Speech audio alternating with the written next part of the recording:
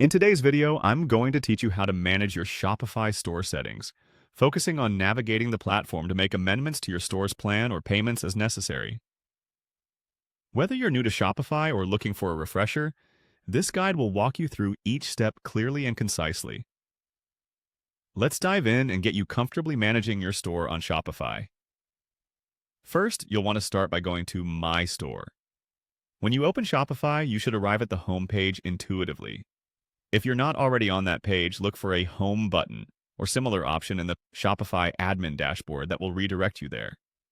It's essentially the command center of your store, allowing you easy access to all areas of your Shopify store, from adding products to capturing insights about customer activity. Once you're on the home page, the next course of action is to navigate to the settings. You'll find the settings option generally located at the bottom left corner of the Shopify navigation panel. Simply click on it to open up a list of various administrative tasks you can manage within your store.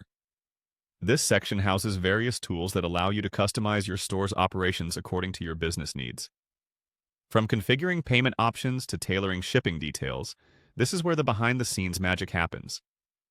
With the settings panel open, locate the Payments option and click on it. Here you can configure how transactions are handled, ensuring a smooth checkout experience for your customers. Selecting the right payment gateways is crucial as it not only affects the convenience for your customers, but also impacts transaction fees. And explore the available payment providers and choose the one that's most beneficial for your market or business model. Now that you've got a handle on payments, let's move over to the Plan section.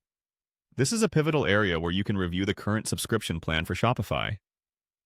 At this stage, you can evaluate if your current plan still aligns with your business needs, or if it's time to explore other options that offer different features or cost benefits.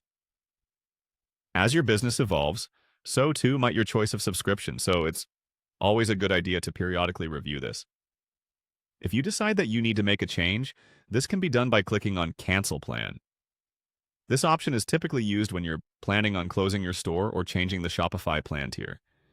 Keep in mind that any changes in this section might affect your storefront status or features available. It's always wise to back up your store data and reach out to Shopify support if you need guidance during more complex transitions. Following these steps should help you effectively manage your Shopify store settings. As always, take your time familiarizing yourself with the platform, and don't hesitate to ask for help if you need it. Thanks for joining us today, and I hope you found this guide helpful in optimizing your Shopify experience.